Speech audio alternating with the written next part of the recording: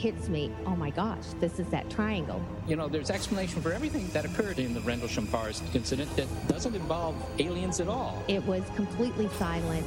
It comes right over our heads. He saw a classic flying saucer really standing in the clearing. He turned over to my father and held his hand, and he looked in his eyes and he said, "We're not alone." Welcome to Podcast UFO for our live show. During the show, feel free to participate live in our chat room. And don't forget to like us on our very active Facebook page.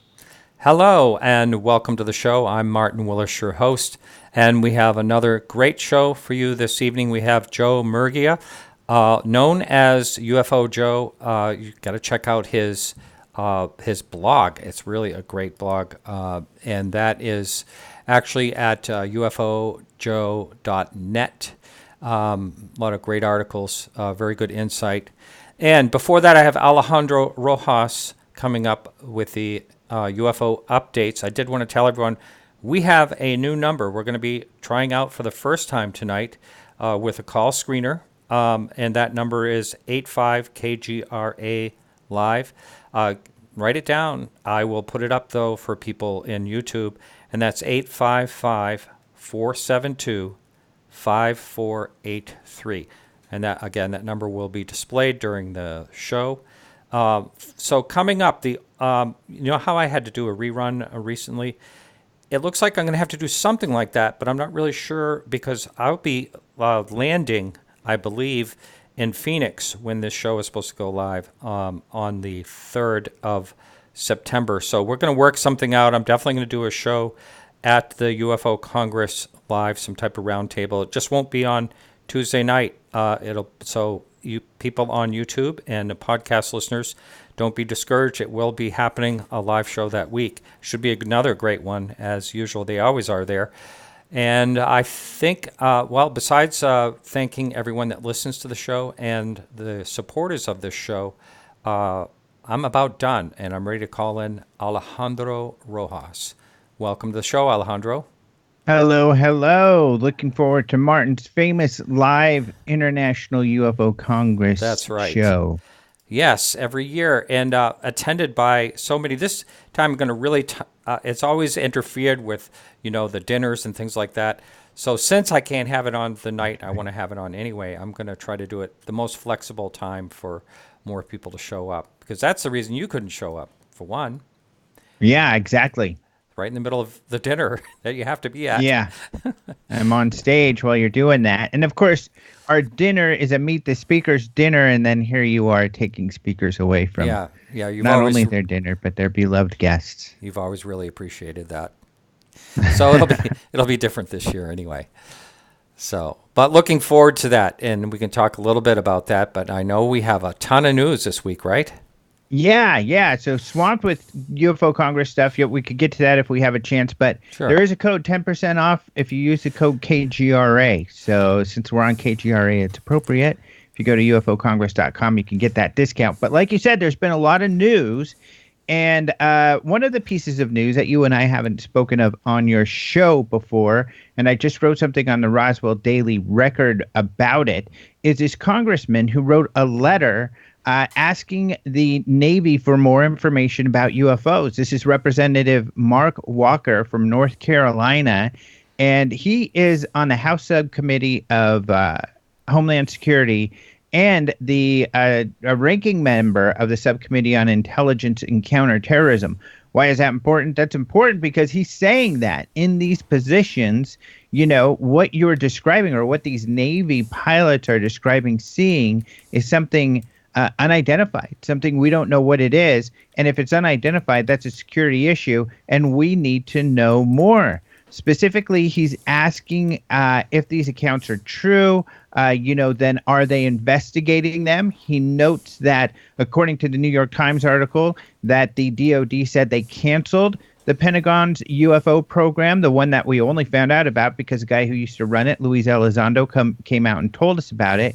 So he says, if you canceled that program, why aren't you investigating these? You need to be. So are there any other programs like AATIP that exist? He's asking, if not, who investigates them? Why aren't you investigating him if you don't? And if you do, what have you found? And are the Chinese involved? And so let me get into a couple of these, because really the AATIP question and the Chinese one are particularly interesting. It seems he's referring to the Chinese working on this technology because of a patent that the Navy had submitted. And Tyler Rogaway from The Drive has written a lot about this. And these weird patents really describe technology that is kind of theoretical and were going to be not approved for that reason. However, the COO or the CFO of the Navy wrote in and said, hey, these are legit. And these are technologies that the Chinese are already working on. And because of this letter, they got approved. So that's really interesting. So Walker's asking, what do you mean the Chinese are working on this? We're not aware of these, technologies beyond our own when it comes to defense that the Chinese have. The other question that I think is interesting, he asked, of course, is about AATIP. He said, hey, if you close AATIP, aren't you looking into this anymore? And if you close them, who's looking into it? Well, according to Lue Elizondo, AATIP never did close. When he resigned, he said that he had a successor. He told me personally that this is a high-level person that took over for him, and that the program continues, although under another name, because now that the name AATIP is out there, they want to have a level of security for the program, so they've changed the name. So these are a lot of interesting questions as of yet. And this letter was submitted July 16th. That's when it's dated. There has not been any answer that we are aware of. So this is a very interesting situation. One other note on this is that MJ Banayas wrote a great article for Vice News, which is cool that he's writing for them about UFOs. And the gist of his article was that the Walker letter is definitely inspired by the work of To the Stars and Tom DeLonge, and that the letter demonstrates that they're paying attention to what To the Stars are doing. So that's a great article by MJ and Vice also. For the people that are are conspiring or saying that it's a conspiracy, that this whole To the Stars and all that is, just like you said, smokescreen or whatever, another CIA situation. Wouldn't they would just simply, Walker would have never written that, is what I'm getting at. I would think that would be, part of the case for saying that whatever they're doing is substantiated, because, in a person in his level, would never, write something like that if this was, indeed like a conspiracy for high-tech objects or whatever. Do you understand where I'm going with this? Kind of. Well, the main conspiracy although I think that's what's tough about a lot of these UFO conspiracies is that it's really impossible to work at the levels that these people think that, like all these senators would be involved, or these representatives and these media people would all be involved with some kind of major conspiracy. I mean, it's just these organizations and corporations are so separate from each other and work so separately that that is unrealistic. So, however, there's another story going on here that I think is getting overlooked, and you've got the perfect guest on tonight to talk about a lot of this. Joe, UFO Joe's great. So it'll be great to get his insight on this. But we definitely are seeing pushback. We are seeing the results of information getting out to the public that wasn't intended to get out. Louise has faced a lot of opposition internal from all sides because he was sharing information that wasn't supposed to be shared. So this is an example. This is essentially one congressman saying, hey, we didn't know about this. You need to tell us more, which is exactly why they didn't want, this sort of information out. I don't think it's along the lines of in order for us to keep secrets, at least related to AATIP, but it was along the lines of we're not prepared to share information, nor any of the agencies that you're discussing or talking about. The DOD has not been cooperative with Lue Elizondo and To the Stars. They have denied much of what Lue Elizondo has said, although they have pretty much in almost every instance had to say, okay, we were wrong, and Elizondo was right. In many instances, they've had to do this. So they obviously have not been too happy with Lue and his revelations, nor have they been cooperating with it. So if you're paying attention to really what's going on with all these various groups and organizations and with the media and everything, you've got a lot of different players, and you've got information that has entered kind of this arena that wasn't supposed to, and not everybody's happy about it. And I think it's a more interesting story when you look at, all of these details. Do you think there's some like gray areas between what can be talked about and what's classified that he is, skirting on the edge of, and that's why they're getting upset? Yeah. That's a big issue. Lue has said he's got to be careful. Every word that he says is scrutinized. He feels that they are listening, and if he does, mention anything that is classified, he'll get in trouble, and they'll pounce all over that. He doesn't think he's going to get a break, so he's careful there, which is a kind of actually, it makes it a dangerous situation for him to be out in the public. Some people I think it's important to note, Lue Elizondo is not the To the Stars PR guy. He's not the spokesman, and that wasn't the intention. He's the security guy for To the Stars. Of course, he's been kind of the lead investigator for the television show Unidentified, and it's worked out that way because everybody wants to hear from Lue. He's the guy who worked on the Pentagon program, so he's the one, of course, naturally that everybody's going to want to hear from. But it adds another dynamic I think people have to think of. But there are also other levels. There's classified information, but there's also information that is not classified that Lue and or the group are aware of, but they also, or at least Lue is not willing to share because it's not his information to share, as he puts it.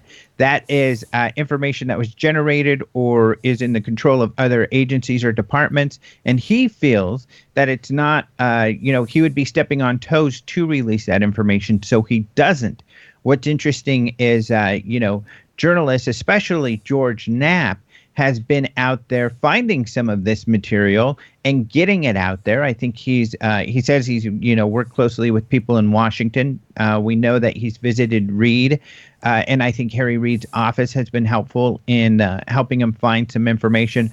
So he has been able to leak some of this information that I think Lue was aware of, but unwilling to, get out there on his own because he doesn't want to. He's still very loyal to his friends and his colleagues that are on the inside.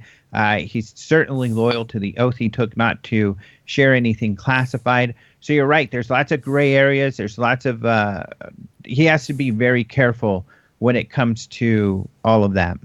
I know there's a lot to talk about, and I'm kind of focusing on this, but in someone in his position, if they do share something classified, is there a pension and things, how much trouble can they get in, and does it depend on what they share? I'm no expert on that, but from what I understand and from what I, looking at other cases, that yes, it depends on what you share, the level of secrecy. So, for instance, classified isn't as important as secret or top secret. However, some of these people, even the stuff that was released to WikiLeaks was mostly on classified servers, not secret or top secret, because a lot of diplomats have access to these databases that have classified information, and that's exactly what was tapped into with WikiLeaks. So there are different levels. There's also different levels of how you obtain the information. That's sort of the problem with some of the information that was obtained by the Russians. Essentially, those methods were illegal, even if they are human engineering. And human engineering, of course, is something like calling up and saying, hey, I'm Martin Willis, and I forgot my password. Could you give me my password? So, where I'm pretending to be you. Mm-hmm. That's still illegal. There are a lot of nuances when it comes to that. But we've seen, from leakers in the past, they can face, getting in a lot of trouble. I think they're risking their pension and, of course, jail time. Right. Okay, well, we ran out of time as far as talking about the UFO Congress, so let's focus on that next week, unless we get a huge, like someone lands on the White House lawn or something.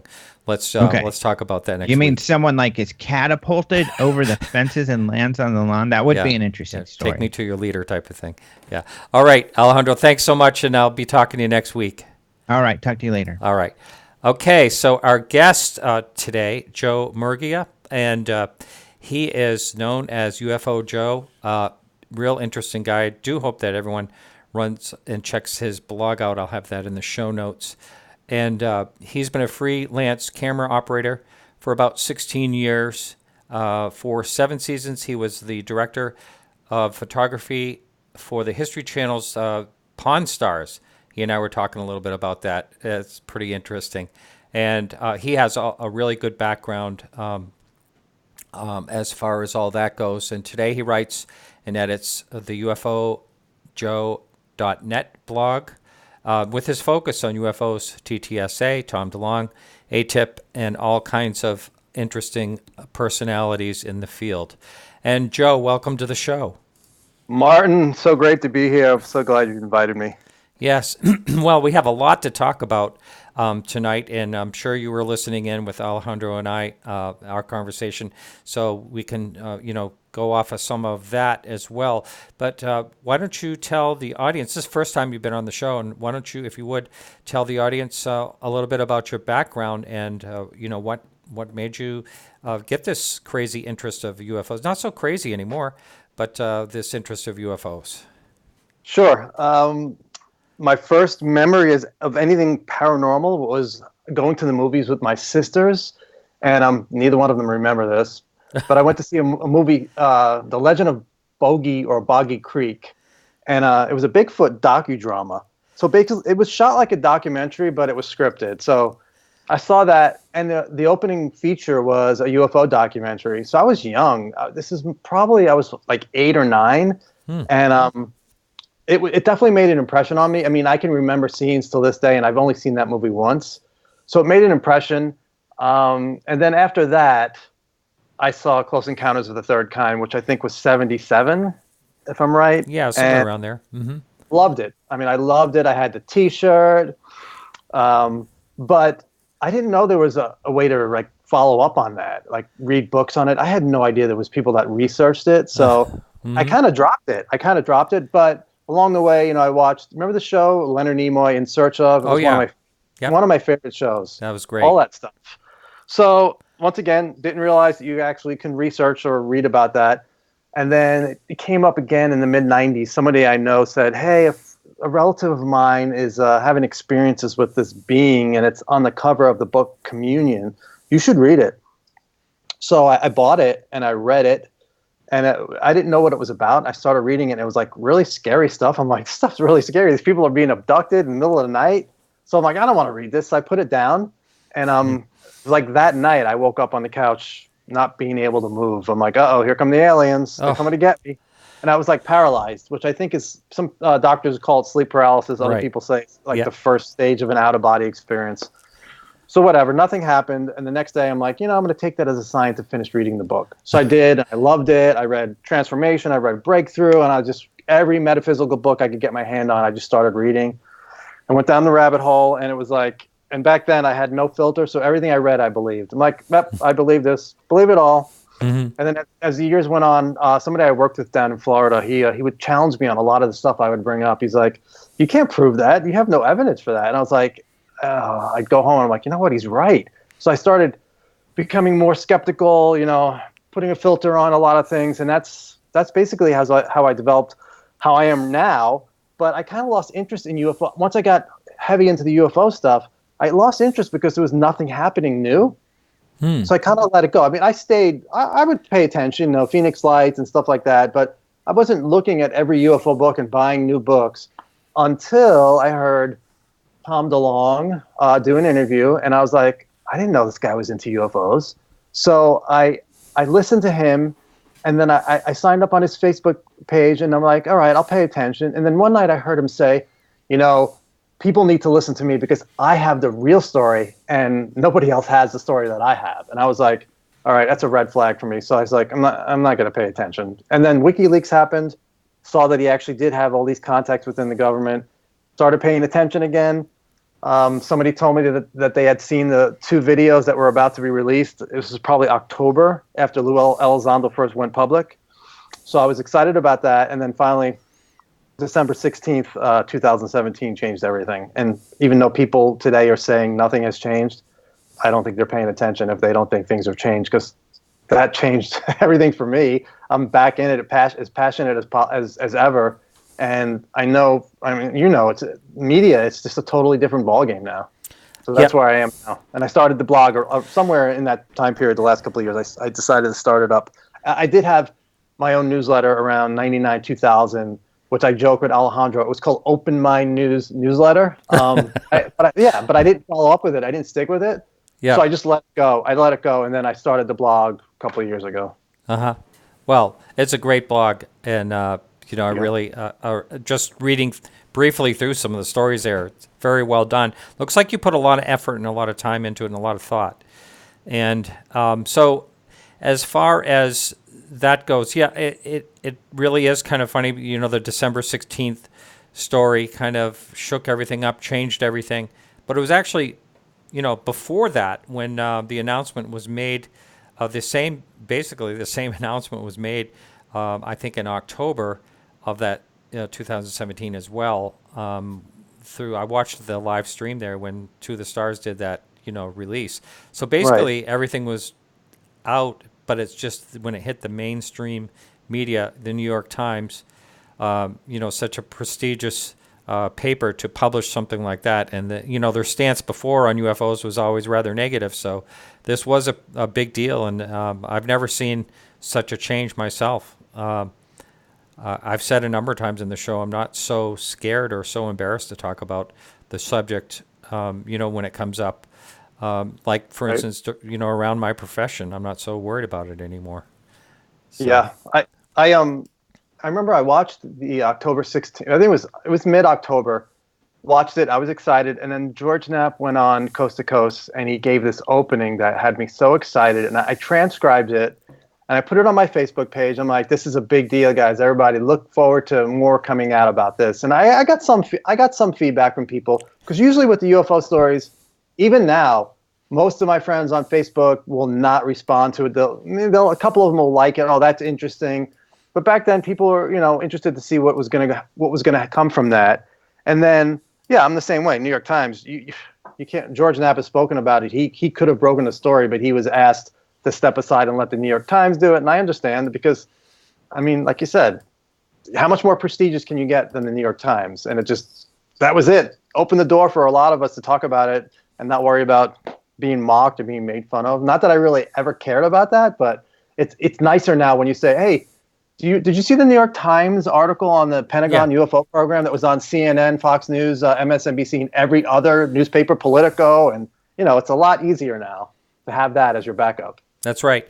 I remember shortly after, I've talked about it on this show, right after it happened, but just shortly after that article, it was actually on my way to the UFO Congress, and that following February of 2018, and I was flying next to a guy that was not jump seating. What did they call it? He was deadheading. He was a American Airlines pilot. And I mentioned to him, I asked him if he actually saw that article when it came out. He said, no, but I'll tell you one thing, UFOs are real. And he told me about this green orb that followed him when he was in an F-18 for, many, many miles. It followed him. And but anyway, I tried to get him to come on even anonymously on my show, but he refused to.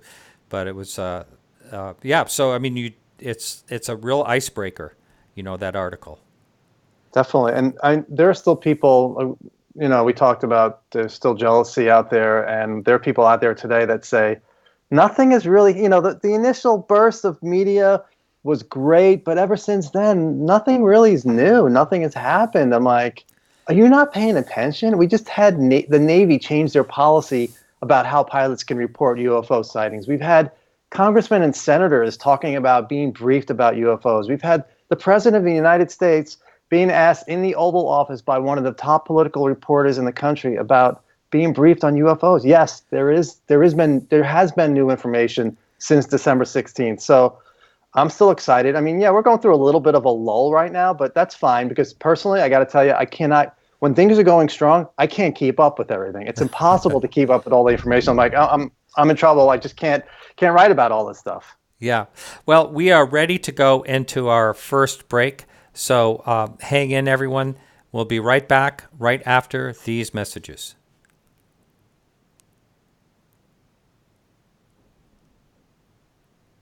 All right, we're in the clear. We've got 3 minutes in this break. Got it. Thank you very much. All right, so we were kind of wrapping that up, more or less, to move on something else. So on this break, I'll just ask you, where do you actually live? I live in Las Vegas. I've been there. I moved there, started out in New York, and then Florida for like 10 years, back to New York, and then 2005 moved out to LA. And then 2009, a friend of mine called me and said, "Hey, I got a new show about a pawn shop. You want to come to Vegas?" I'm like, "All right, I'll try it out." So I was there for 7 years, and then now I'm still in Vegas, working on other stuff. Wow. You know, sports, reality, and conventions. Vegas is a good market for television. I bet. And also, a friend of mine who actually had her own series on HGTV in the antiques world told me she came out of her hotel room in Las Vegas, and her husband both watched a big black triangle, like float right past the city. Really? Yeah. So I guess there's some UFO sightings. Do you hear a lot about that there? I don't. I mean, some of the stuff I've seen is like nighttime high in the sky lights. I'm like, I really can't make out anything with that. And me personally, I've never seen anything. I've never seen anything like that was really, that I would define as a UFO. I've seen stuff high, kind of going fast, but nothing that really said that is just, that's amazing. That's something I've never seen before. There's so much light pollution in Las Vegas. It doesn't get any more brighter than that as far as light pollution goes. Yeah, you have tough. to go way outside of the city to see anything like at night for the most part, right?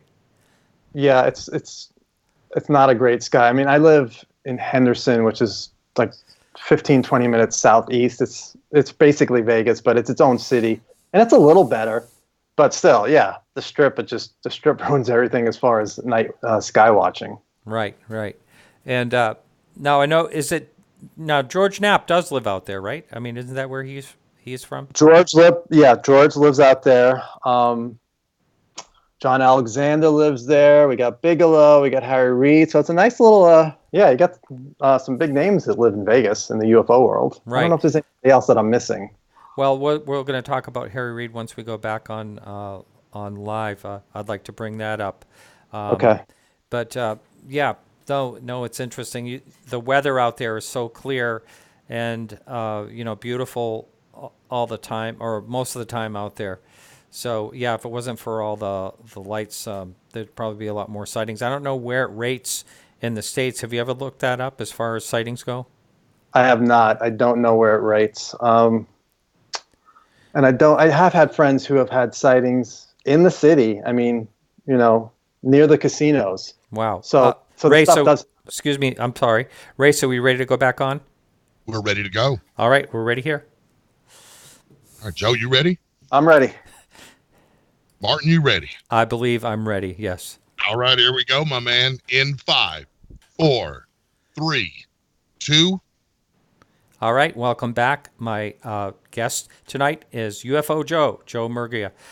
Joe, so we were pretty much wrapped up there at the break time, but I do want to talk to you about, I noticed that you did not an on-air interview, but you interviewed Harry Reid. So how did that come about? Yeah, that's an interesting story. So I received an email from somebody one day, and it was just asking, "Hey, we need a camera operator in Las Vegas on this day. Are you available?" I'm like, let me check. Yeah, I'm available. Okay, it's did not tell me any details of what it was about. It was just a short shoot, half a day shoot. So I'm all right. So, and they got back to me in a couple of days. It said it's with a local politician. I'm like, great. no details once again who it was. And then the final email giving me direction to the office is like, oh, it's with Senator Harry Reid. I'm like, oh, really? I'm like, perfect. I'm like, I'm gonna have to ask him about UFOs. But it wasn't the interview. It wasn't even an interview. It was him. It was somebody he knew was getting an award, and so he just had to, say some things about he knew this person and what his experiences were with this person. And it was like it took 15 minutes. And when we were done, I said, "Is it okay if we talk about the UFO program?" And he was definitely a little hesitant, but he said, "All right, go ahead, let's go." So, was he shocked when you said that, or no, he wasn't shocked. He wasn't shocked. But I was nervous, and I could have done a lot better as far as an interview. But he was, you could tell he has a passion for it. I know people have questioned. It's just he was just giving money to Bigelow because he's friends with Bigelow, so that's why the program came about. And it's like, no, he has a real interest. And George Knapp has detailed all the way back to the Bob Lazar days of when Reid, first got interested in it. So, yeah, it was nice. He was great, and he didn't shy away from any questions or answering any questions. And I was lucky to get him to talk about that. Yeah, and you can find a transcript of that interview, right, on your webpage? It's on my webpage, and I felt afterwards, I'm like, you know what, I could have done such a better job of that interview. So when he was on, I think it's KNPR, which is the Vegas PBS station, not PBS, Vegas Public Radio. I said, all right, let me ask him some questions, because they would take email questions for the guests, and you can call in. So I got them to read one of my email questions. And I got to call in, so I'm like, all right, I made up a little bit for the questions I didn't get to ask him when I sat down with him. Yeah. But I don't know if you ever got to hear that interview he did, but I definitely want to get more into when Elizondo was on Tucker Carlson. But it was related to that. I said to Reid, I quoted Luis Elizondo saying, Luis Elizondo said he believes that our government has in their possession a piece of UFO. He sort of did it. He said it in a roundabout way, if I remember right? I mean, yeah, we can. I mean, I have the transcript of that. I can go through real quick. But Reid was like, he said, "Yeah, I'm sorry, I just don't believe that." And who was it that told you? Who said that? And I had said it was Luis Elizondo off the bat. But they had cut my mic. They had already cut my call, so I didn't get to respond. Yeah. Yeah, I know it. This was all off the cuff when you actually met him, so you had no time to prepare good questions. So I'm sure. Well, I had some time. That's why I was mad at myself, because I was nervous, and it was just like, and I didn't want to push. He had just recently had surgery, so I didn't know how much time we had. So next lesson learned. But this is. I don't want to ask you about this. What do you think? He said, do you believe, Carlson asked Elizondo, do you believe, based on your decade of serving in the United States government on this question, that the U.S. government has in its possession any material from one of these aircrafts? And he says, oh, I do, yes. And then Carlson says, you think the U.S. government has debris from a UFO in its possession right now? And he says, unfortunately, Tucker, I really have to be careful of my NDA. I really can't go into a lot more detail than that. So Carlson goes, okay. But then Elizondo still answers. He goes, but simply put, yes. So it's almost like if he's not allowed to talk about classified information, would you not consider that probably in the classified realm? I mean, I would. I would too. So he has to have permission to talk about that, because nobody was expecting that. He had never spoken about that before that I know of, and it looked like he could have just ended it. He could have said, in the past he said stuff like, unfortunately, I can't answer that question, so we're just going to have to pass. He could have said that, but he answered. So to me, that's interesting. Yeah. And where did, I was talking earlier with Alejandro about this, as far as the people that are just plain saying that he's a disinfo agent, they would probably say, well, that's all part of it. Did you hear that? Any grumblings of that?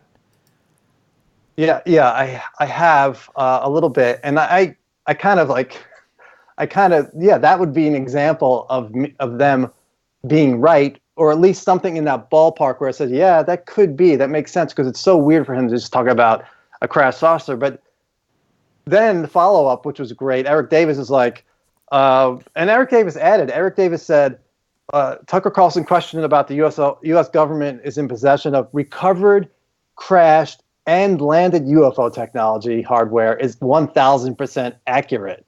So it's like, well, he didn't. Elizondo didn't talk about any landed UFO technology, but Eric Davis did, and Eric's great like that. Eric, right off the cuff, he's so passionate. He's the most passionate person on the subject. He'll just blurt stuff out. And I'm like, all right, great. It's great that we have him, that he's willing to talk so much. Yeah, and have you actually spoken with Eric? We communicate, and we've talked a lot about Bob Lazar. That's how I got my article I did on Bob Lazar. It started with me and Eric going at it on George Knapp's Facebook page, and I was kind of I was defending the Lazar documentary that Jeremy Corbell was working on, and Eric Davis was criticizing it. I'm like, just let's wait before we criticize it. Let's see it. He's like, I don't think it's worth a documentary. So we battled back and forth, and then I privately contacted him, and then he shared some insights, and that's one of the articles I'm going to be working on. I've talked about on Twitter. It's how the Robert Bigelow, Lazar, they had a company together. I think it was Zeta Reticuli, it was called, and something happened where it fell apart. And I want to tell that story via Eric Davis, who's given me permission to talk about it. So I'm going to write about that. And one aspect of why it fell apart. I'm sure there were other problems, but Eric Davis had one specific thing that happened that turned off Bigelow, and that was the end of the company. So hopefully in the next week or so, I'll get that up on the blog. Can you give us any type of teaser on that? It's just something that Lazar claimed he could do, and it turned out he couldn't. And Bigelow has put a lot of money into the whole thing, and he was disillusioned. And Eric Davis has talked about it was close to $100,000 maybe. He's talked about it on Twitter.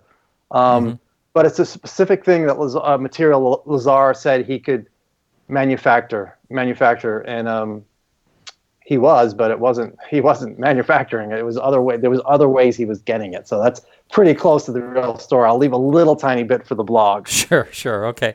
Well, I appreciate that. And so that'll be out in another week or two. So if you're listening to the show down the line, make sure you go over and check out Joe's blog. Yeah. I always get a lot of mail when I talk about Bob Lazar because, the bottom line is, I really don't buy the story, and I know a lot of people don't want to hear that, but I just have never really bought that story, and I feel like I'm trying to be, as we go along here, like it feels like there's more people trying to convince, other people of that whole situation, but. Anyway, it is what it is, and I'm not going to get into detail because I don't have time to read all the emails that come in. No, I'm the same way, and the only reason I never dove deep into the Lazar story until probably a year ago. I don't know why. I just didn't buy it. I'm like, what? George Knapp is very, he's one of the top guys as far as information about Lazar. So I started watching videos on YouTube, and then I was like, okay, I'm open-minded. And then I was like, all right, there's something here. And then I went to see the premiere in Los Angeles of Jeremy Corbell's movie. And I liked the movie. And actually that night I was going to ask Lazar about that specific incident with Bigelow, but they didn't take questions from the audience. So I didn't get a chance. And right now he's definitely in the gray basket. One big thing, he has, I don't know if you've ever read about his bankruptcy back then. He had this trail he owed so much money to so many people. And I don't know, it's like, once again, just because you file bankruptcy doesn't mean you're not telling the truth about something else. And same thing with my story. It doesn't mean he's not telling the truth about Area 51. But another thing that was recent was Linda Moulton Howe said that she spoke to him around 89, right when he first came out. And he told her that, and this was a big issue for everybody. I know people say, well, all right, he lied about his school. That doesn't mean he's lying about everything else. But he told Linda Moulton Howe said that he told her he never went to MIT. He has friends that went to MIT, and he just sat in on a few classes. That's what he told her. And he also told her, I think they made him drink this liquid that I don't know if it messed with his memory. And I'm like, all right, is there anybody else that Lazar told us to? And yeah, he did. He told Jacques Vallée that in his book. There's a lot. I think it's Revelations, the book, and there's more about Lazar in that book. So you know, these are all things I've never heard. So I guess you can say, I went to MIT.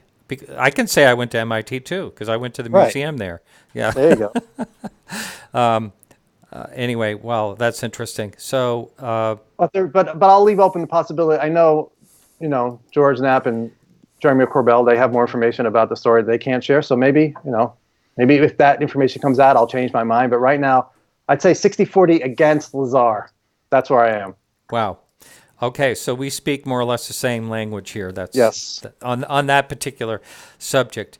Now, I have talked about on this show just playing devil's advocate on Lue Elizondo, and I did meet him. He's a really nice, personable guy, but I also thought, wow, that he would make a perfect disinformation agent.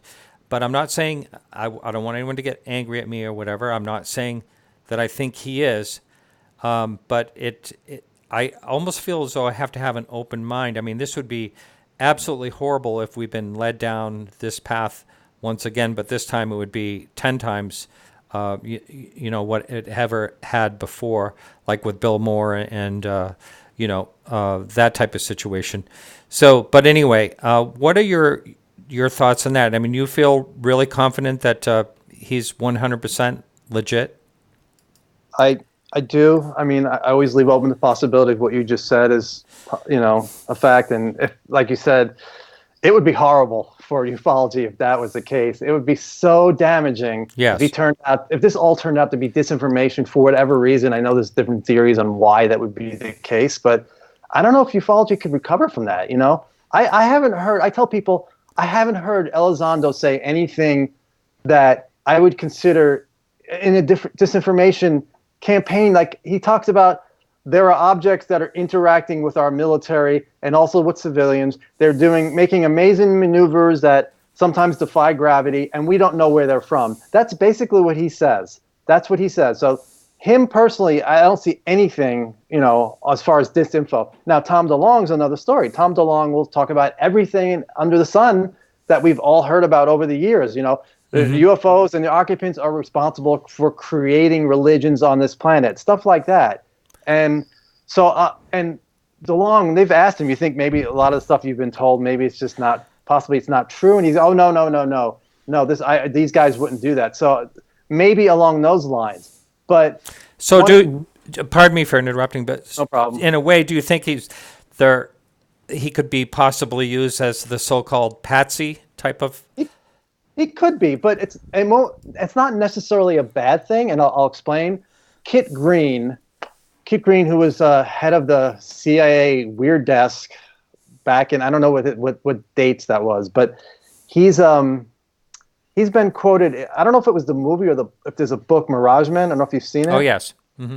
There's a book, and a movie, and a movie. I'm not sure if this is from either or both, but the quote from Kit Green is, if you were to give them the core story right off the bat, they'd get sick. So you do it slowly over 10 or 20 years. You put out a bunch of movies, a bunch of books, a bunch of stories, a bunch of internet memes about reptilian aliens eating our children, about all the crazy stuff that we've seen recently in Serpo. Then one day you say, hey, all that stuff is nonsense. Relax.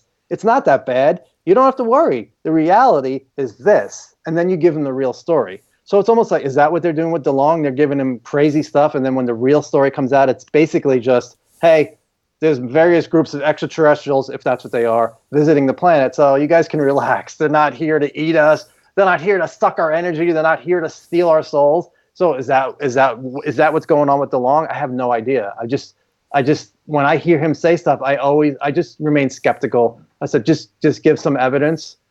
Elizondo, on the other hand, nothing he has said so far has raised any red flags for me. Okay, what about, I've heard the talk that there's a theory that there's some evil, something evil in regards to the UFOs by some kind of higher ups. Have you heard about anything? What's the same with remote viewing? Remote viewing, there were people in the government that thought it was the work of the devil. And that was part of the reason why the program was canceled. And that's the same thing with when AATIP started. There were senators, and they're known as the Collins elite. I don't know if there's an official group, but yeah, they think if you open that door, you're letting the devil into our world. So is that the case? I mean, you got to consider all possibilities, but it seems like that's where that originates from. And I see. Well, Elizondo covered that a little bit, where he was on Unidentified, the show on History Channel, and one of the remote viewers, I remember it was a quote. It was Third Eye Spies with Russell Targ. It was a remote viewing documentary, and one of the remote viewers, Joe McMonagle, said one senator or congressman said you're doing the work of the devil, and one said you're doing the work of God. So it's like, So I don't, it's all stories. Can't prove any of that stuff. Right. How, we're talking about Tom DeLonge earlier, and it's pretty evident that he was able to get so far. And I think, some of the people in the UFO world have a bit of jealousy about that. But some people, like myself, are just curious, how the heck did he get as far as he did? And can celebrity do that? Celebrity alone? What do you think about that? Yeah, I mean, celebrity with the people who he talked to, their kids having an interest in Blink-182. And that's kind of how he explained it with some of the people he met. Like Jim Semivan said he had never heard of Tom DeLonge, but I don't know. I mean, maybe there were people ready to get the story out for whatever reason. There's been speculation, the environment is about to collapse. We need to do something. So this is part of that. We need to get new energy systems out, technology. And maybe they were ready and he came along at the right time. I don't know. I don't know is he being used? I know a lot of people say his story just doesn't make sense. He got invited to a barbecue at Lockheed Martin. Come on. But who knows? Like you said, maybe celebrity is a rock star, had the access. He had the, I know a lot of people think he gets fooled by fake videos that when he was on Joe Rogan, some of the stuff he talks about. Yeah, someone just put that in the chat room just a minute ago. Mm-hmm. Yeah, so I don't know. I know he started off working with Stephen Greer, or at least hanging out with Stephen Greer back then, and broke away. Smart move. yeah, but his passion, it's hard to deny his passion. He's so passionate about it, and he had the money to fund himself doing his documentary, and he just made the right contacts.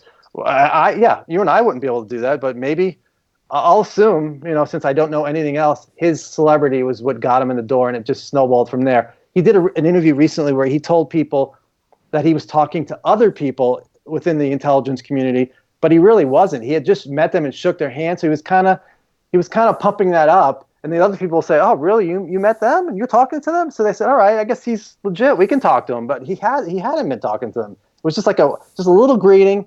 So he played the game a little bit and it worked. So I'm happy so far. I haven't seen anything negative. I'm open-minded. I'm willing to look at the other side. So far, I haven't seen put a negative spin on TTSA. I know people. It's a money-making scheme. That's what I hear. Don't think so. I hear that more than anything else. I would say that part of it. I've had explained to me that it's just a way to fund, what they're doing, Exactly. and nothing more.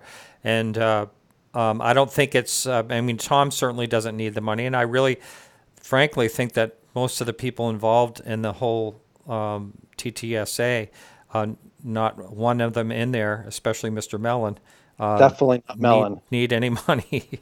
So I don't think it's anything about making money, but I do think it's a little bit polluted when everything's mixed in together. I think maybe it is a way to raise money, but the commercializing of it and stuff like that it kind of, to me, takes away a little bit from it. Right. Yeah, a lot of people don't like that they're doing that. And I had the issues with. I'm not going to be totally 100% if I don't agree with something. When they did Unidentified, I think it was the last episode where they did the Italian UFO group. It was the last one. And that case, I'm like, I just wasn't really impressed with that UFO helicopter case. Maybe there's more data that they have that we haven't seen. That's what convinced them. But for me, it was like, I didn't like that as a good way to end the series. The Harry Reid quote was, for me, that was great. That was the highlight of the series for me. When he talked about. Can you? I can't recall exactly what that was. Can you explain what he said? I can, if I could find the quote, which I had it queued up. He was asked about Bob Bigelow. He said Mellon was interviewing him, and Mellon said, Bob Bigelow recently said that he believes there are aliens on this planet. Don't quote me exactly, but Mellon's talking to Reid, and he says, "Do you believe the same thing, that there are aliens on this planet?" And Reid says, he goes, "It would be bad for my credibility in Congress if I talked about everything I knew." And when I heard that, I'm like, "What?" I'm like, "What do you know? It's like, what do you know that you're talking? With that follow up." So I really want to know what Harry Reid knows. I don't think he's going to tell us, but. So that was really interesting to me, and it was like the last episode, and I was like, all right, that's a great quote. At least we have that. I wasn't happy with the Italian UFO thing, but Reid saved the day on that episode. Right. Let's for the person that didn't get a chance to watch that and won't watch it actually on Unidentified. It was actually the Italian. They were in Italy, and they were talking with, I can't remember what officials that they were, and there's one guy that actually spoke very good English, but. It was basically, didn't the helicopter shoot didn't the UFO shoot the helicopter or something, zapped it or something?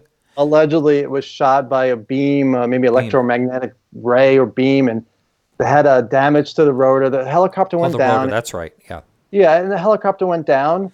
But it wasn't, people didn't die. It just had to make a landing, an emergency landing.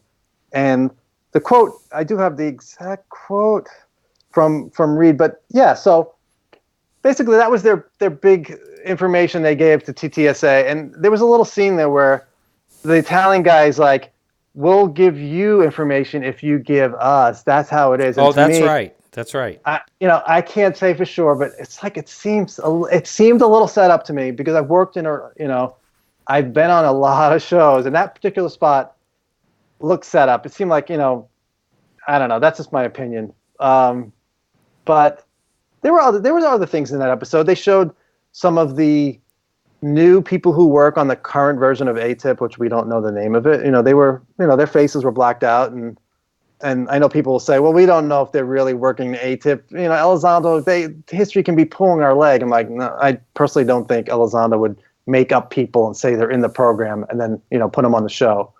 That was another thing, yeah. That program's still going on now, and he's spoken about that. Right.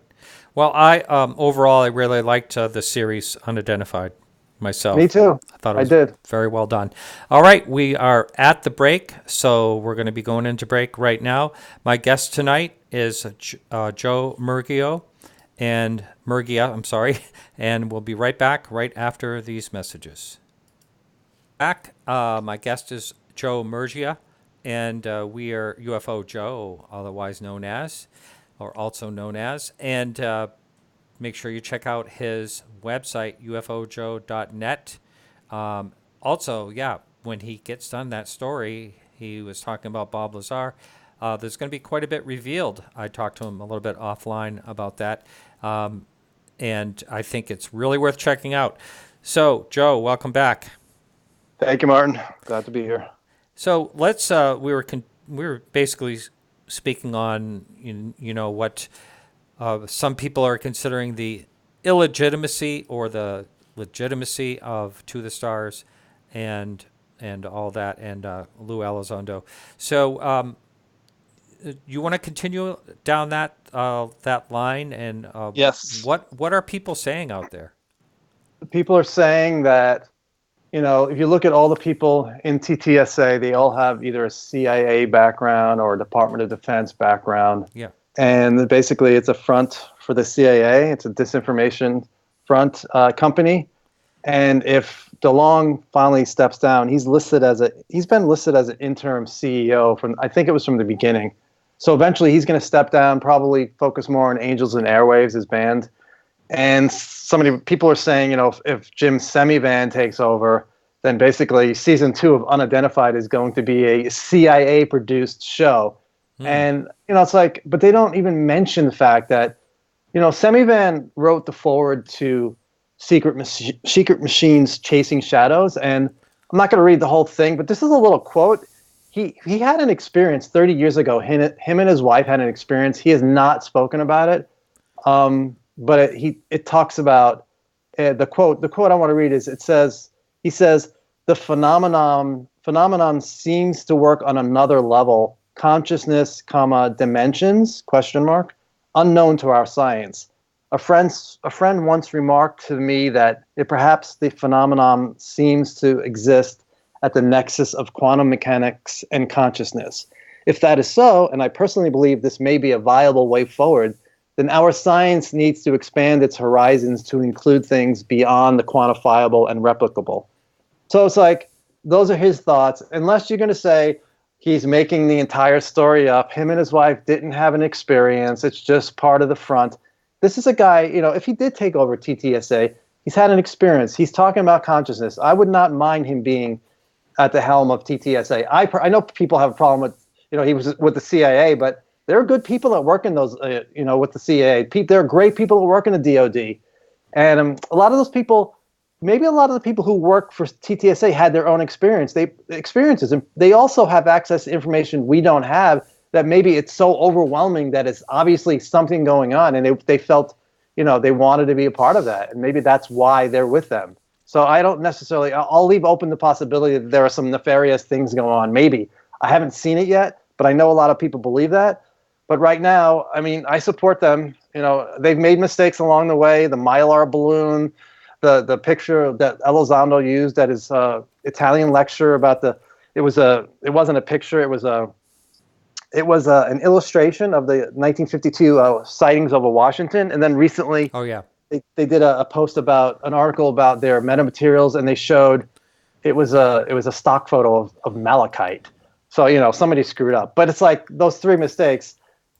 I'm not going to, after what has happened since then, the ability with all the media, everything that we've spoken about, the ability to talk about this subject more freely, I'm not going to crucify them for that. They've made mistakes, but, I don't want to be negative for without evidence. For me, that's me personally. I know. I contacted one of the articles in the New York Times that was a while ago. I contacted Leslie Kane right away, and I said, Leslie, are you aware that the photo that's up on the New York Times article is actually taken through a cafe window, and it's actually reflections of the hanging lights on the window itself. It's not a UFO. It's a very famous picture. I can't remember the exact. It was in the 1950s, I do believe, and that picture stayed up, online. I was kind of surprised that wasn't taken down, because I think it's very important. Little details like that, everyone's going to jump on it, just like what you're mentioning. Right. And I was hoping they would, and they other people have mentioned this. I'm not the first to say this, but they should hire, if they can afford to hire a quality control person, just to, double check things before you post it online. Because I know Elizondo has said he really never read about this subject while he was part of the AATIP, because he didn't want to pollute his thoughts on it. He wanted to go in fresh. So, that could explain some of that. Of course, some people say that, oh, he's lying. He's lying about that. But, somebody to just double check stuff before you post it online. Why they would put a stock photo of malachite when they're talking about metamaterials, I have no idea. I heard their metamaterials study is on hold for funding, so they're waiting. I know they're trying to raise more money with they're making more stock available, and that's going to happen soon. I think you can invest now in the second round.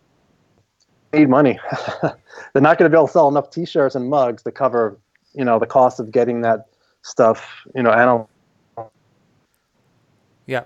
We're having just a little bit of a Skype issue there. I don't know if anything can be corrected, but we'll just keep moving on. If I have to call you back, I will. But how's it now? it seems to be fading in a little bit, in and out just a little bit. But we'll keep moving on here. I don't think that people realize how expensive the analysis of something like this can cost. I've heard numbers thrown around before. Do they talk a little bit about what type of funding that needs? No, I don't know how much it is. I just, like you said, I know it's expensive, and they're going to have to raise a lot of money. I don't think they have it right now.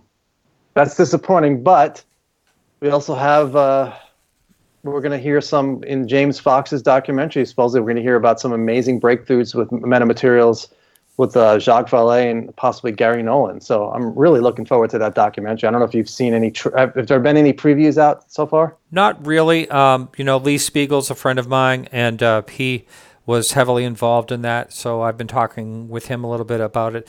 The movie's basically wrapped. They're just, and I do believe, I'll be finding out more, but I do believe that it's going to be out I believe by the end of the year, but I'm not 100% sure. And speaking of Lee Spiegel, he's got a great show that's on KGRA radio right here. It's on Thursday nights at 8 to 10. This will be his third one coming up. The last two were great. Jacques Vallée was his first guest. Last week was two people, Ben Hansen and Dr. Martin. I can't remember his last name. He had to do with that was actually life after death type of thing. Really interesting. Did I hear a chime in from the background on that? Yeah, that was Pitstick, Dr. Pitstick. Yes, thank you, Race. But anyway, so check that show out, Lee Spiegel, Thursday nights, 8 to 10 p.m. Eastern Daylight Savings Time. And so I know that Nolan, I think he's Stanford based, or I do believe he was Stanford. I think that's right. Yeah, and they do have, quite an all-star team there, and I really hope that, we're talking earlier about the lull.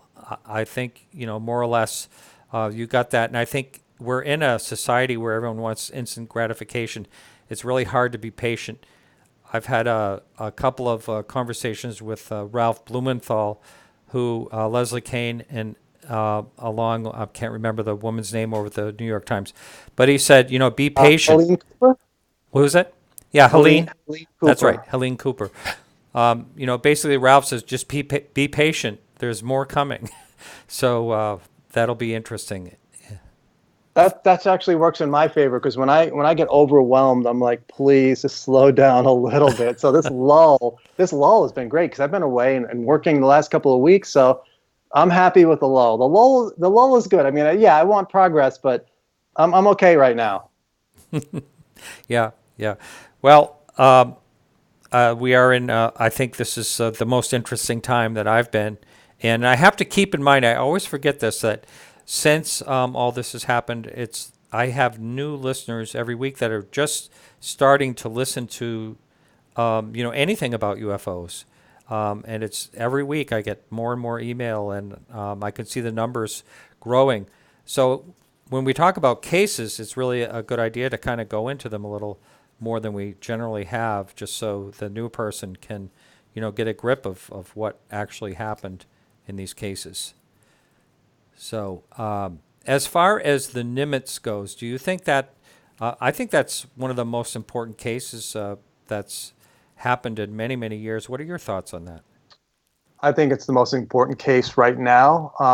I think in the future, the gimbal case will top it. I think when pilot, all of the pilots involved, supposedly and not that specific craft that we see in the gimbal video, but, Lieutenant Ryan Graves and Danny O'Coin, they've spoken about their experiences. They were two pilots that they weren't the pilots that you hear in the gimbal video, but O'Coin knows the Wizzo, the backseater, and the pilot. He knows them really well, but those two have had their encounters too. But it's not clear exactly what they saw. But they said, I think it was Graves said there were 60 to 100 guys that have had encounters off the East Coast. And imagine if all of them came forward, they were all compelled to come forward. They were told, all right, you guys need to speak and just tell what you saw, what your experience. Because right now they're hesitant. The one guy that you hear audio-wise, he was supposed to be on one of the episodes of Unidentified, but he got cold feet at the last minute. So we didn't hear from him. And the rest of that video, that's another thing. If we get to see the rest of the gimbal video, where there's a fleet, I don't know what shape if they're just circular object, but there's a fleet that's with the larger gimbal object. And I want to see that video, but so far we don't have it. The Tic Tac, I mean, that's what changed everything for me once that started leaking out. And I got to go to the mega conference in Laughlin, and I got to meet Kevin Day and Gary Voorhees and Jason Taylor and PJ. I forget PJ's name right now offhand, his last name.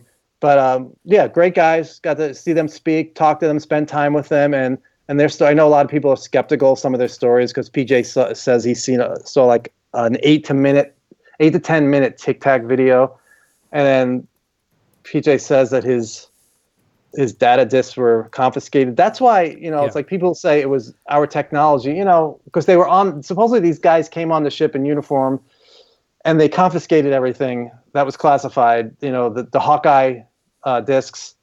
And that's where people are like, well, how did they, if they knew, if they were on so quickly, so maybe it was one of our craft being tested, but yeah, if we have that technology, I mean, we are so out of the loop on how far that we've advanced. I mean, I know most people think we haven't even come close. I mean, you've heard Eric Davis talk about it. He's like, no, we have not even come close to any of that. That's not our technology. But there are other people that are 100% convinced that it is. So I leave that possibility open because there's no way for us to know. But yeah, was the stuff in the 50s and the 40s, was that our technology? I have a hard time with that. Yeah, same here. Yeah, no, it really is. It really is. It is quite a puzzle. And that was PJ Hughes, by the way. PJ Hughes, thank you. Sorry, yeah. PJ. Yeah, and he was on the show talking about the situation. No, I understand. And the most fascinating thing about the gimbal, that whole situation in 2014, I believe it was, possibly, is that it followed them overseas. That is amazing. Right, and people, I think they started seeing things in 2014, and the videos were shot in 2015 off of Jacksonville, gimbal and Go Fast. And yeah, Graves talks about they went over to the Middle East, and when they got there, they experienced some of the same radar hits.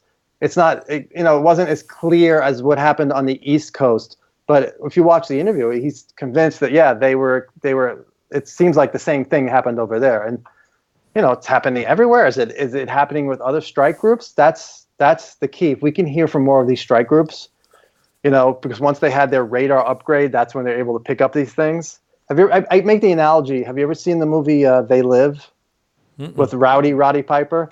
Well, there's these beings on planet Earth, and the only way you can see them is if you have these special sunglasses you put on, and then you could see them. And that's kind of like once we got the radar upgrade. It's like, now we can see you now. And it's like, and George Knapp has said, it was only a couple of months ago, he said, these things are occurring every day off the East Coast right now. So are these, if they're not ours and they're from elsewhere, are they trying to, instigate something? Are they pushing us to reveal? If it, because that's what seems like what's happening right now. If it's every day they're encountering them. And I told that, I was on Twitter, and I told that to Brian Bender, and he's like, I haven't heard that. I'm like, yeah, George Knapp said it, and I do trust George Knapp. He said from an intelligence or defense official that every day, as of a couple of months ago, they're encountering these objects. It's amazing. Yep, I know it's, the different spectrums. It's just probably as things advance, we'll probably see more and more of whatever they are. And that's one of the things on this show I've always kind of tried to maintain is we really do have no clue exactly what these things are. And it's an amazing mystery, whether they come from another planet or wherever. It's still just an amazing mystery that we could be sharing this planet, with them. And, I mean, who knows if we'll? What are your thoughts? Do you think we'll ever know actually what these things are? we're on the same wavelength as far as not knowing, because I do get people saying, I know what they are. This is what they are. And I'm like, yeah, that doesn't do anything for me. I don't know what they are. I mean, that's an opinion. But when I first got into it heavily in the mid to late 90s, I was convinced. That's why I said I was so gung-ho. I was like, by the year 2000, we're going to know what UFOs represent. It's like 19 years later, we still don't know, And this actually works well with another blog I'm working on, and it's going to be controversial. It's an audio tape that's been around for a little bit. It's a couple of years. I think it was recorded in February of 2017, and it's Kit Green. He's talking to a remote viewer / psychic, and he gave her targets a person, probably an experiencer, because I know he works with experiencers, and she came back with remote viewing about the person and an event, and the transcript's really interesting. The problem is you can't verify the UFO information. She's talking about underground bases or underwater bases, Catalina Island, and talking about how disclosure will come about. This particular case, it's disclosure of a geological event.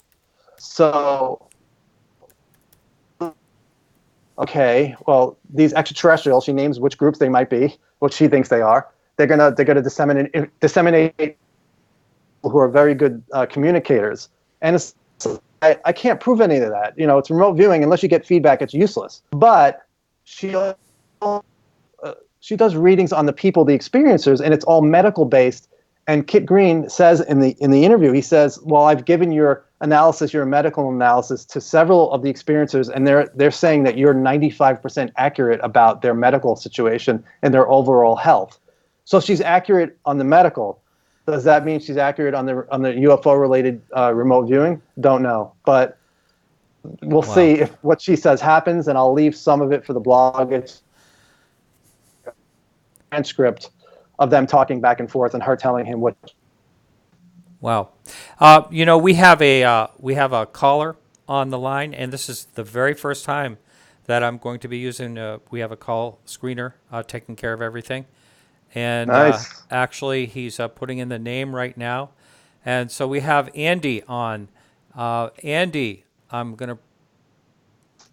Looks like Stratford, Connecticut. Andy, welcome to the show. Thank you. Thank you. You're our very first caller. Did that? I didn't hang up on him. He's gone. Oh, well, that's what's going to happen on the very first caller. So, Andy, if you're listening, give us a call back. Give us another try. And, I did a public access television show back in around 2000, and I did not screen calls, and it was the worst idea ever. I would take it was all live, and I would have guests on, like I'd have Linda Moulton Howe live on the phone, and then I would take a caller, and it would be nothing but cursing. So, ooh, yeah, screening is good. Yeah. Yeah. Well, I've had really good luck, but I've been pushing my luck. So looks like Andy is probably calling back in, or someone else. So I'll just wait until that is screened, and I'll bring him in. But so that number, just if you're listening over on the live radio, that's 855-472-5483. We have Dave on the line. Dave, welcome to the show. Hello, Martin. Hi there. Dave, how are you? Oh, yeah, hi. This is James in Bellevue, Washington, not Dave. I don't know who that is. You're right. I just saw him change your name from Dave to James. So welcome to the show. Well, okay, yeah, all good.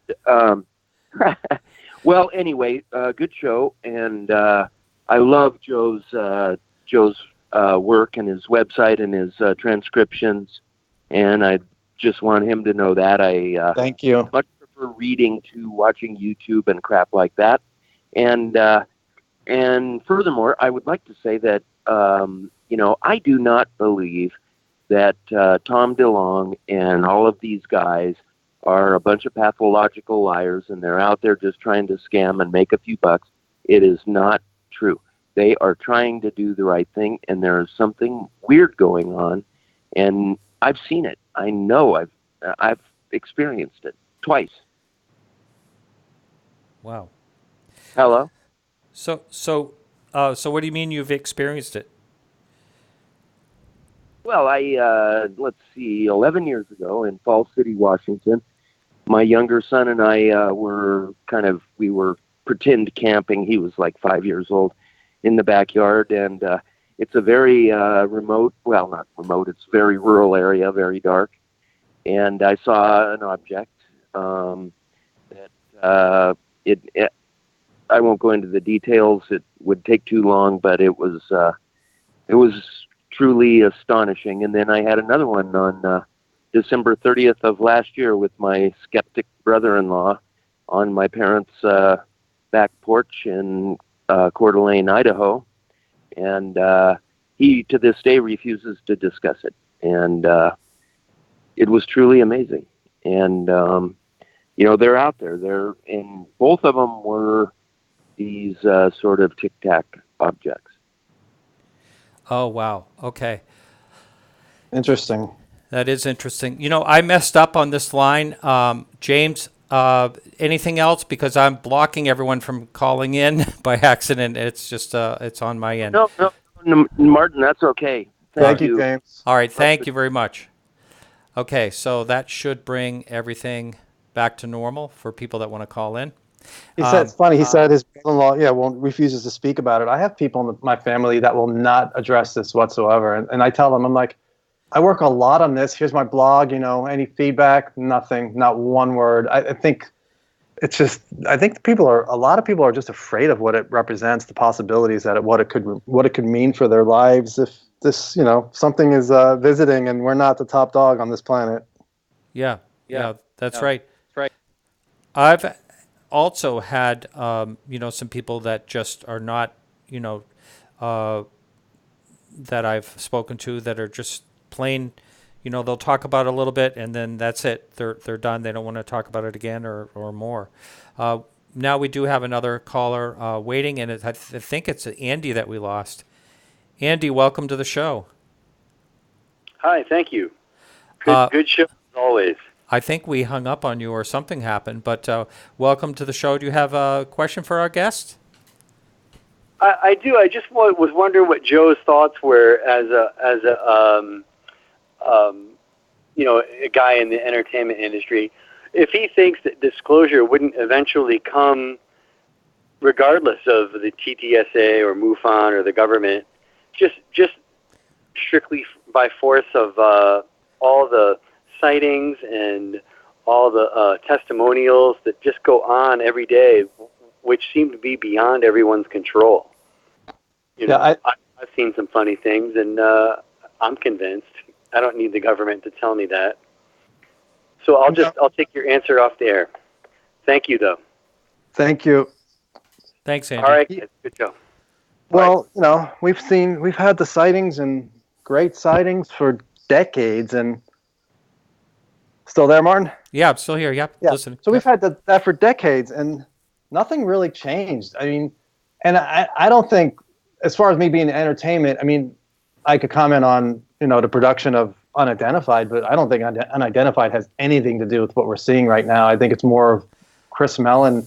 I think it's mostly Mellon working behind the scenes and helping to brief members of Congress, and that's where all this is coming from, whether or not it leads to congressional hearings. I mean, DeLonge recently said 3 to 5 years, you'll start to hear rumbling. So people really need patience. If he's right and it's 3 to 5 years before we have congressional hearings, people need to just temper down their expectations a little bit. Stuff will happen between now and then, and it'll be a fun ride. But, patience. And, I don't think it would happen. It would anything really. Maybe eventually stuff would happen. Maybe, I don't know what the future holds. What as far as sightings, maybe there would be an amazing sighting where everybody would be forced to, confront it. But and I think a lot of what they talk about is geared towards the person who's really never heard of it. There are new people getting into this that have never heard of it before.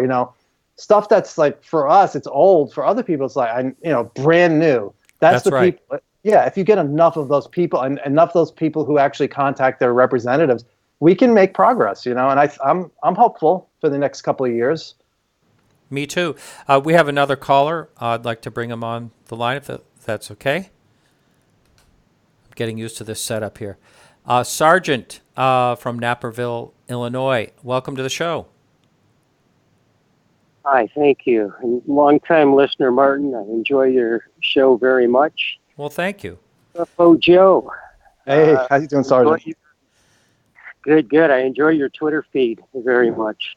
Thank you. Question for you, not to change the subject, but your thoughts on communication with whoever the other may be via psilocybin or DMT. Do you have any thoughts on that? Actually, I'm in Newport, Oregon right now, and a couple of weeks ago, I was in Portland for a meditation conference that I shot, but the first 2 days I attended a psychedelics conference. So, yeah, all of that kind of stuff was discussed, and it's funny because a lot of the stuff that people talk about while they're under, either psilocybin or DMT, it's similar to UFO abduction experience or just encounters with beings. So, I mean, also it's funny in the meditation conference, same thing. You listen to the meditation experiences, and they're talking about higher dimensional beings lowering their energy, coming down. It's just like so similar to UFO experiences. So I think it's all connected. It's really something that's always been an interest of mine. I mean, I read Graham Hancock's book back in, I don't know how long ago it was, but he talked about ayahuasca, and I've always had an interest, never taking anything, but definitely have an interest. And yeah, DMT, the spirit molecule. I read the book by Rick Strassman where they talk about they have these experiences with these beings, and it's really similar across experiences. So it's like, if it's just a random hallucination, you wouldn't expect to have the same exact details over and over and over again. So I don't know if it helps tune the brain into another dimension where they're experiencing these beings, or it is just a hallucination. I don't know. But yeah, it's definitely worth studying further. And that stuff's becoming more and more, within research, it's becoming more accepted. Like MDMA, psilocybin for people who have, PTSD, and LSD too. All that stuff was first used when it first came out for that kind of research. Well, now it's starting to come back. It's doctors and psychologists are able to work with it. They're doing more and more research. So that's really promising, especially people with PTSD and people who are facing like end of life, terminal cancer. It helps them deal with it. So that's a great way, and it's been demonized over the past few decades, but that's definitely changing right now.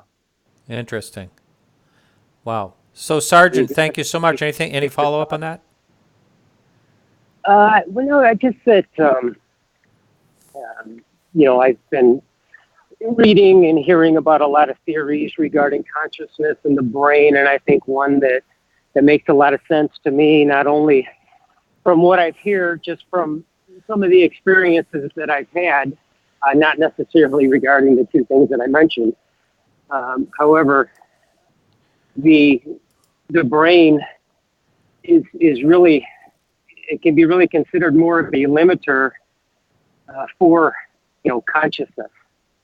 And again, I don't want to take the content in a completely different direction, but yeah, I mean, I think we're kind of thinking along the same lines there.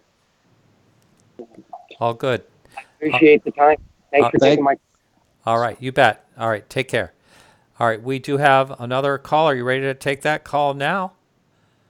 I would say. Mike, calling from Massachusetts. Welcome to the show. Hey, Martin. How are you? I'm doing well. You're not too far away from me as the crow flies, so to speak. Yeah, I'm actually right down in the Boston area. Yep, yeah. I go there actually once a week. So, yeah. So welcome to the show. You have a question for our guest? Yeah, so I just had a question in general.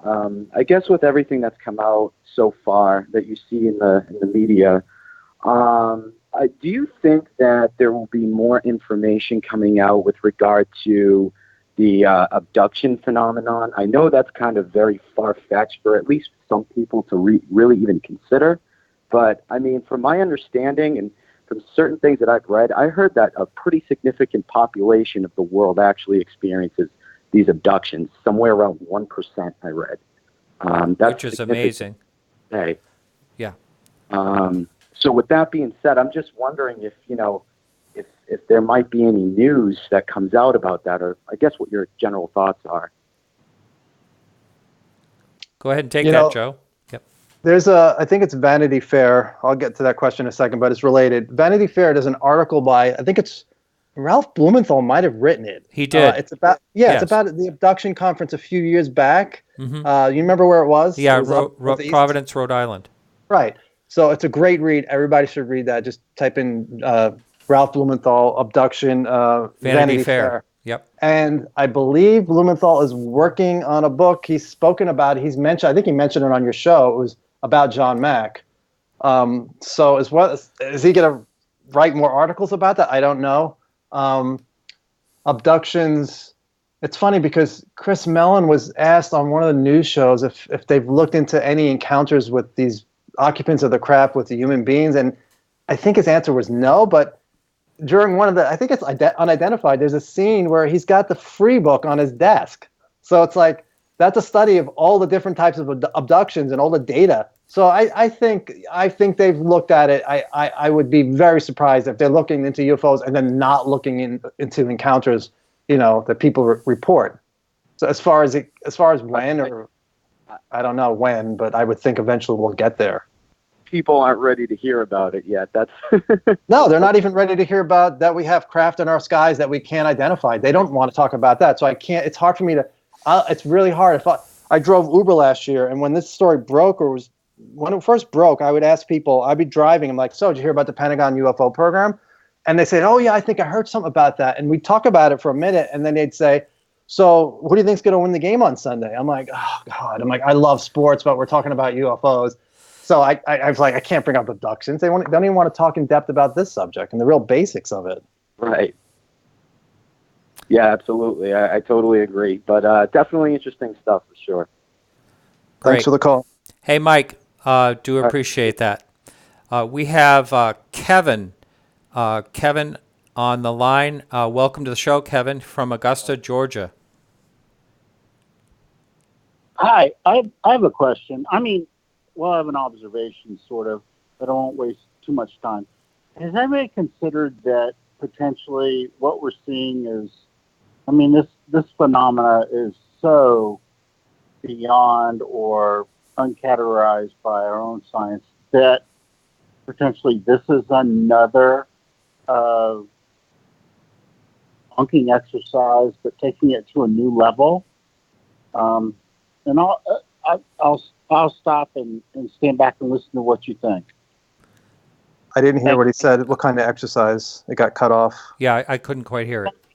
A debunking exercise. So what we're really seeing from this whole TTSA thing is that, so we're being fed some stuff. Perhaps the things that we see in the sky are legitimate. We don't know what they are, but, perhaps there's another level to this. Right. That they really want to keep from the public's understanding or from the public's knowledge. Maybe it's too much. I don't know. But that there's many layers to this onion. And what we're seeing right now with TTSA is peeling one more back. Yeah, you hear me?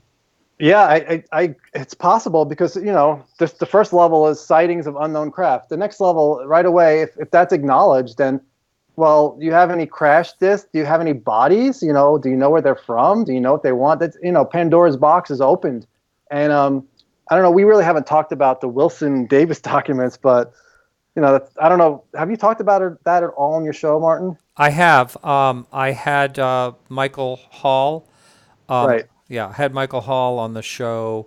I don't know, 3 or 4 weeks ago, and I'm on the fence about that one. What are your thoughts on that document? Eric Davis. I think they're real. Okay. As far as what Wilson told him, is that accurate? I don't know. I don't know if that's accurate. There's no way for us to know. But I've heard that story for such a long time that Greer was in the Pentagon, and I know Greer has a reputation. I have major problems with a lot of what he does, but I heard that story back then, and I always believed it. And then I went to Will Miller's house. Will Miller was in the Pentagon with him. He's part of that story. I went to Will Miller's house back in around 2003, 2004, and we talked a little bit. Will Miller's a straight shooter. If Will Miller says he was there, he was there. Whether or not what Wilson told Davis in that car is accurate, or what this group that Wilson supposedly met with, whether or not what they told him is accurate, that they had, an alien disc, and they didn't talk about bodies, but they said they had a down craft that they were trying to reverse engineer. So yeah, that's the next level up. And yeah, I'm open to the next level up. How much higher up does it go? How much the people in the know in this country, how much more do they know? I don't know. I go back and forth. Maybe they just know basics, or maybe they know the whole story. I don't know. You listen to DeLonge, they know everything. They're responsible for our religions. DeLonge talks about so much stuff that if it's true and the truth comes out eventually, look how people react to the basics. Imagine how they would react to say, oh, by the way, your religion was made by an extraterrestrial just to create havoc on this planet. Okay, how are you going to react to that now? Not good. I'm a retired federal agent. I don't know if I'm still on. Yes, you're still on, Kevin. Yeah. And so what you're seeing, it may well be true. I mean, it's not evidence of anything. It's not proof of anything. It's a story, and it's deniable. So it's a good way to get a narrative out, but you can't really hold anybody's feet to the fire on it, but it can be instructive. So I think that the stuff that they let out, we need to listen to, but I'm just not convinced that we're getting another layer of a story, and that they'll back away from this. And I think that DeLonge is in a great position to be backed away from. He's deniable. I get exactly what you're saying. Yeah, I get it. They have their plausible deniability with him, and there's other people they could have used, but he's the one that got in. So however it happened, that's what we're dealing with right now. So you got to get all the info you can, take it in, and eyes wide open, ears wide open, mouth shut. Always the best path. All right. Thank you. Excellent. Well, thanks so much for the call. Someone was just trying to call in. I guess the screener didn't see it. So please do call in again. That number is 855-472-5483. But anyway, I'm liking this phone system. It's working pretty good. Here's another DeLonge recent interview he did on radio. He said, I will tell you this. I've met very, very, very high-ranking intelligence officials that have had encounters, direct, and then the interviewer jumps in, experiences, direct encounters, and he goes, yeah, there's actually some really unnerving aspects as far, there's one program where there's hundreds of operatives that have been having contact, and they're trying to figure out what that's all about. It's wild. This was like a month ago. So it's like, wow. If that's true, who are these people? What kind of contact are they having? It's one of those things we can't verify any of it. Really is something else. We have another caller. I'm just waiting for the thumbs up here. The name is Malcolm, and he's calling from Florida. Welcome to the show, Malcolm. Good evening, Martin. Thank you very much for having me on. Say, listen, I want to talk about the situation with abductions and the way that the aliens, who presumably are from somewhere else, communicate with the people they've abducted. I didn't mean to call them aliens. Let's call them abductors. Because we don't know. Mm-hmm. They communicate with them by mental telepathy.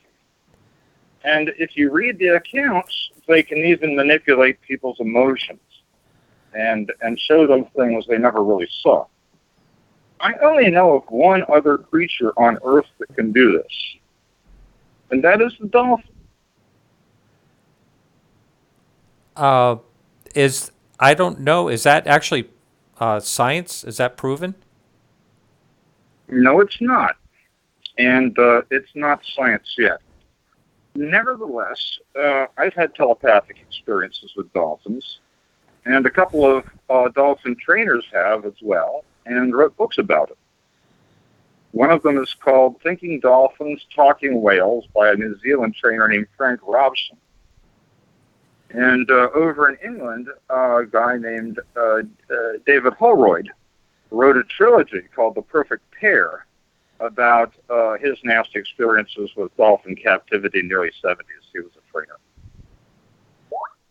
Well, okay, but go also, ahead. If you let them, if you don't think of them as lower animals, dolphins start behaving differently toward you. And they very quickly sense what you're thinking and feeling. And they respond to it. Any comments on that, Joe? Beyond my knowledge, I mean, I saw a whale yesterday here, and I was remarking to my friend how intelligent they are. But I just don't know how do you test it? You know, how do you test whether or not there's telepathy going on there? I guess maybe I need to look into it more. Yeah, maybe a deck of waterproof center cards. Although Ingo Swann said that was the most boring way to do telepathy. Right. That's why he got bored with stuff really quickly when they were doing those kind of tests with him. In fact, I talked to a dolphin scientist who said, I can't understand these results. On the first run of 100 tests, the dolphin performed perfectly. On the second run of 100 tests, its scores fell to average. And I just shook my head. You know, boredom had set in. Dolphin boredom, there's nothing like it. Well, it's endemic when dolphins that are, you know, swimming around in the vast and endless ocean get penned up in little pools. Right. Yeah. All right. Well, Malcolm, thanks for the call. Okay. Good night. Good night. All right. So the lines are open. If anyone wants to call in, that number again, 855-472-5483. You know, the bottom line is, you know, when we're talking about all this subject and so much more that we've talked about tonight and anytime on this show, basically, is that we actually know very little. You know, we know very little of what's going on around us and very little about what's even in the ocean. You know, there's just so much and very little about our brains. You know, I mean, there's just so much more to learn, and we're just like on the ground floor of all that. It's all fascinating. I can't even imagine what the next 5-10 years are going to bring, breakthroughs we're going to have. You know, in the past we thought we knew everything at one point. You know, no more patents out. Everything's been invented, so it's going to be pretty amazing. I mean, I know I get a lot of flack because a lot of the people who follow me on Twitter are just hardcore UFO nuts and bolts. And if I bring up telepathy or remote viewing, and I've taken remote viewing classes, and I have a strong interest in that, and I know it works. I mean, personally, I can't prove it to people, but my experiences, I had little tiny hits, but enough where I'm like, okay, there's obviously something going on here. And then seeing our teacher, you know, Lynn Buchanan was one of the guys I studied with, and you know, and that stuff went on for 20 years in the government, and people are like, well, the government spends, you know, it's $20 million 20 years. Government spends money. It doesn't mean it's legitimate, but it's just I always tell people, try it yourself. You can go online, get the manual, try it yourself, and see what you come up with. So, yeah, like I said, UFO people, they'll call it woo-woo, and but I'll still bring it up. Yeah, I love that stuff. Yeah, no, I find that fascinating, and just the fact that there's been so much accuracy. I know we're going way off the UFO topic, but there has been so much accuracy. I remember I was on Mac Maloney's show, Military X-Files, I don't know, 4 or 5 years ago. I was, and it was through Skype, but I didn't have, there was no video. And he actually, you know, played the game with me. Okay, I have something on my desk. And, you know, what is it? And I said, it looks kind of like a turtle. And he said, you're right, it's a hard hat. but I mean, I personally just said the first thing that came into my mind, you know, I don't know, I wouldn't call that working. I would just call that, you know, more or less lucky. But I'm wondering if, you know, a lot of it is, you know, just kind of along those lines, the first thing you think of. You know, it's interesting to me. Have you ever, do you know what the structure, like what they tell you to do? Have you ever taken any basic classes at all? Do you know about it? No. It's basically you're distracting your conscious mind. Just can come through. So there's this little exercise, and you're tapping your pen, you're saying stuff out loud, and as that's going on, it'll just pop into your head, and you just write it down and say it out loud. It was Ingo Swann and Hal two of the ones that came and kind of, and people need to try it. Like I said, that controlled remote viewing manual is online. I took classes with other people too, but Lynn is just a straight-laced guy, and I have a Lynn Buchanan story that he told me, and it's controversial, and I've hesitated to blog about it. It's related to seeing extraterrestrials with humans. That's the story, and it's like, do I want to put this out there because it's unverifiable? I met him, and he's a really solid guy. I liked him a lot, and he shared some stories with me. So I don't know if I still have to decide whether or not I want to put a filter on myself. Do I care about, do I care about credibility? Because it's like I said, it's unverifiable, but interesting. Same thing with Kit Green, but I'm sharing that. That's been shared around. It just hasn't made it into the public realm yet. Yes. Yeah. There are, of course, a lot of things, around this topic that, that you can talk about that are controversial. It doesn't mean that you have to, lose any credibility. You can just, the way you approach it is right. very important. To approach it as, this is interesting and not like this is fact. Right. Yeah, that's what I'll do. I'll just interesting. Here's a story. Do with it what you want. Right. So the line's open. We can take one more call if someone would like to call in, because we only have about 6 or 7 minutes left here to the show. Any other blog that you did that really stood out as far as people interacting with you? Actually, someone is calling in. We'll take their call in just a minute, but go ahead and finish that if you would. Yeah, I mean, as of late, I've been doing so much transcribing, which I really don't want to be known as the transcriber. So I need to get back to doing articles. Eric Davis remains my favorite article, the Bob Lazar one, interacting with him, because he is the most knowledgeable person on this subject. It's amazing if you've listened to interviews with him. I would love to interview him one day, just open interview. He's done various interviews. Well, yes. Alejandro's interviewing him. That's right. He's such a fountain of information. I need to work more on engaging with more people. I have not done that. I did that in the past. I mean, I'm lucky I was able to interview Stanton Friedman way back when I had my newsletter. It was great. It was at one of the UFO conferences. I used to go to the conferences back. Gulf Breeze used to have a great UFO conference when I lived down in Florida. So yeah, that's my goal, to be doing more interviews and interacting with more people in the field, because I've gotten away with that. I've gotten away from that recently and been so focused on transcribing. Right. Okay. Well, we have a Ron from Minnesota. Welcome to the show, Ron. Hi, how you doing, Martin? Thank you for the call, and thank you, Joe. Thank you for your guest. And I know his name, but I can't think. I had a question about, first of all, I wanted to say thank you for all the people that really are seriously doing honest work out there, and they're trying to get the information to the public. Unfortunately, I don't think that a lot of the public is going to be ready for the real truth when it comes out. So hopefully we can get in contact with people like you and KGRA and other people, that are really seriously involved in the real study of this, and we can really get some real answers and not be so shocked when we find the truth. But I want to thank you guys for what you're doing, and for everyone else that is sincere about what they're doing. I've never seen a UFO per se, that I can call a UFO or claim. And so I don't try to claim that I have seen one, but I have seen some weird stuff, but that's about all I can say.